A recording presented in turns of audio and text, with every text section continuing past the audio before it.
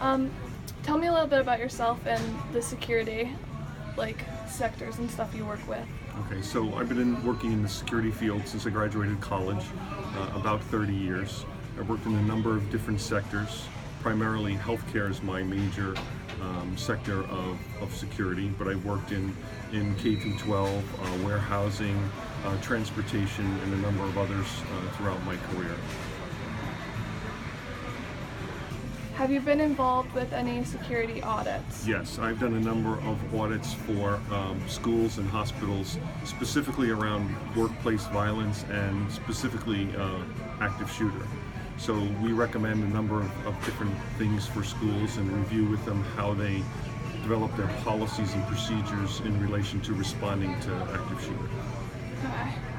What do you think do you think the lockdown drills now are acceptable, or do you think they should be improved in any way? Well, right now there's a lot of different techniques or methods and a lot of experts out there who are preaching different ways to do different things. So we're kind of in a period where we're figuring out what works best for schools. Drills are a good idea as long as they're not done too frequently. One of the newest things that's out there is that a active shooter drill is no different than a fire drill, and we teach the exact same technique. In addition to that, you do many states require a full, facility-wide or institution-wide drill. We recommend that drills be done on a smaller level so that people can really experience, work through exactly what happens. I'll give you an example. We were doing a security survey at a hospital in Louisiana a couple weeks ago, and there was a department that was very nervous about this type of process. So we went down to the department and we got the whole department together and we looked at where they work and how they work and their entrances and exits. And we actually walked them through the process if an active shooter was announced in the hospital, and we also just work with them if the active shooter came into their department. So we made some changes to moving their desks around. One of the other things we talk about nowadays is using a fire extinguisher as a weapon. So we put a fire extinguisher within their department, and then we talked about how they would evacuate, where they would go and what they would do. And those types of drills are more effective than really those full house drills where they just announce it and you look at what you're supposed to do and you grab the kids together and you go what you need to do. It's really those individual drills that are more effective. Okay, thank you. What's your opinion on ALICE and other types of security protocols? So ALICE is just one of several techniques that's out there to respond to active shooter. And they all work relatively well. It's really an issue of teaching, the individual what the acronym means and how it works, and picking one that actually works for your particular organization. Again, ALICE is just one. We kind of push more towards not using any particular acronym or procedure and push more to just responding to how you would respond to a fire. But ALICE works and it's effective, and again, it's just one of several that are out there. Do you see things today that could be improved upon in school security based off of past experiences and past events? Yeah, absolutely. I think there needs to be a little bit more of a common sense approach. I think in general, security administrators don't understand, and they're no different than any other industry, what security does and how important security is. I think sometimes we overreact a little too much about certain things, and there's been certain things in the news, like the kid who brought the clock to school and the assumption was it was a bomb. My son's in high school, a kid brought in a wooden gun for a prop, and one of the parents called, so they shut the whole school down for a prop that everybody knew was coming in for a play that they were doing at the high school. So we need to be a little bit more calm. We need to think through those processes, and we really need to decide how best to lock down our schools.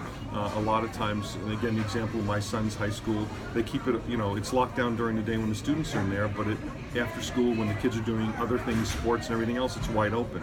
And the reality is, if someone's going to plant a bomb, kids are smart. They're going to do it in the evening, knowing it'll go off in the morning when the kids are there. So we need to be a little bit more, we need to decide a little bit more about what works best for our high schools and how we're going to provide security for the students. Thank you. Can you give me a little bit more information on how high schools and schools should be doing their drills? Sure. Drills should be as individual as possible and as educational as possible. So we should be gearing towards teaching the teachers what to do in three different types of scenarios, right? If the shooter's close by, if the shooter's a short distance away, and if it's somewhere else in the school. And all three of those scenarios should be reviewed with the teachers on an individual basis in the classroom, so they can walk through what they should do and how they should do that. As far as the kids are concerned, drills should be very realistic. So it shouldn't be just, oh, we're going to pick an hour, during the day when they're all in their classrooms. It should be when changing classes. It should involve the cafeteria, the auditorium, and the kids should be in groups, in large groups, small groups, whatever you want to do, and they should understand their roles. For example, if they're changing classes, they're in the stairwell, right? They should understand that they need to get off the stairwell as quickly as possible and go into the first classroom that they find, right? And then that door should be closed and locked. And you should do a full facility drill and have what you call drill advisors or drill observers in key areas to explain to the kids when the announcement goes over or the bells go off, whatever system's being used, and teach the kids verbally and from an educational perspective. You're in the stairwell. What you should do. Your 2 steps up should you go up 5 or down 2. Where they should go, how they should do it, and the school should take an afternoon once a year to go through that process a number of different times in a number of different scenarios with the kids, so they understand what to do. And again, it doesn't have to be an active shooter drill. It really is about evacuation. It's an evacuation drill. So whether it's a fire, an active shooter, an earthquake, a tornado, a hurricane, the process is still basically the same. The key is that they understand, no matter where they are, what they're doing, what they should do, and how they should do it. Thank you. Medic, your request at the stage. Methodist Church, St. Luke Center. I will need 2 ambulances at this time. Just received a call. We have one now in room 1 who has received a wound to the foot. Okay, these units in the pool, I got bodies here. Be advised, we should have multiple weapons, including long rifles and shotguns. Call backup ambulances, and they said call for everything. What is the number of ambulances you will require? They don't know. They are not giving us a number. Fire Rescue 444 respond. 12 Dickinson Drive, St. Luke's School. Rescue 112 respond. 12 Dickinson Drive, St. Luke's School. Medical emergencies. I have multiple ambulance personnel coming inbound. Can we create that staging area and command area within the St. Luke's School parking area?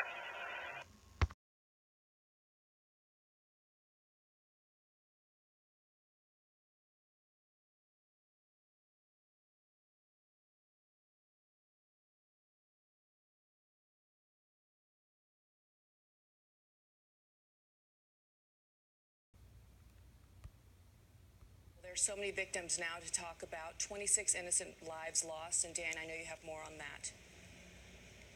Bianna, yes, we now know their names, in fact, this morning. They are so young, all in the first grade, all of them shot more than once by a semi-automatic rifle. The medical examiner saying, mercifully, death was swift. He added this is the worst case he had ever seen. ABC's Amy Robach is back with more on this, and this is the hardest part. And Dan, it's so true. Every day we learn more about the victims, and this story just gets harder and harder. This morning we know the names. We see the little faces of those sweet little boys and girls, and the teachers who love them, and the parents who so desperately miss them. 12 little girls and 8 little boys, all only in first grade, and the teachers who tried to save them. On Saturday, photos and details of lives cut short started to emerge. The worst that I know of any of my colleagues having seen.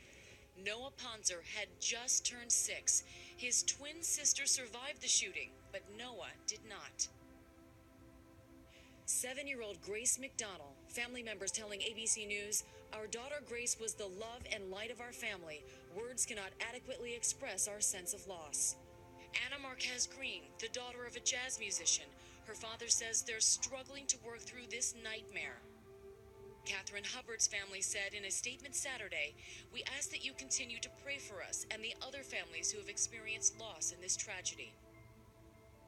Jesse Lewis was looking forward to making gingerbread houses in school that day.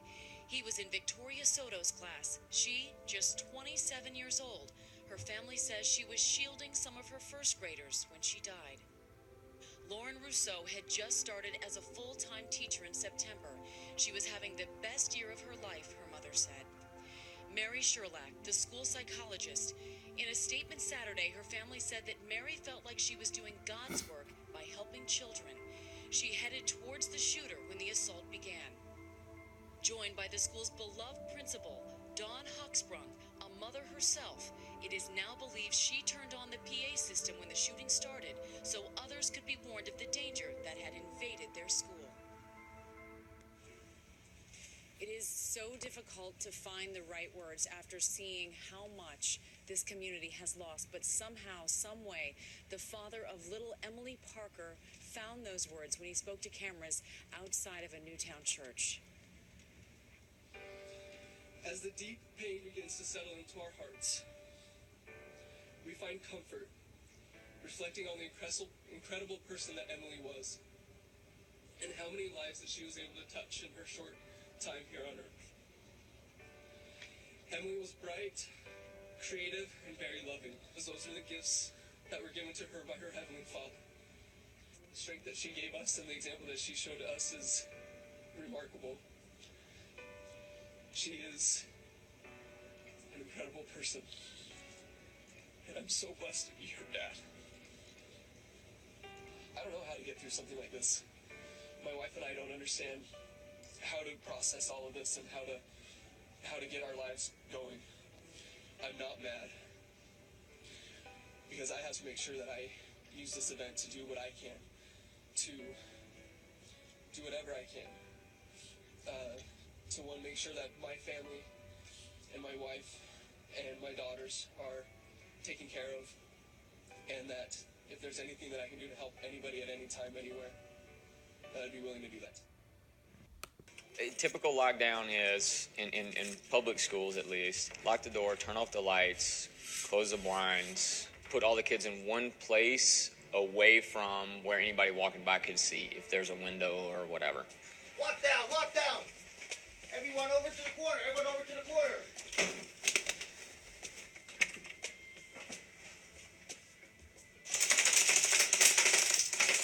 It's a very emotional, visceral kind of thing. You know, it's, on the surface, it's a bunch of trash bags.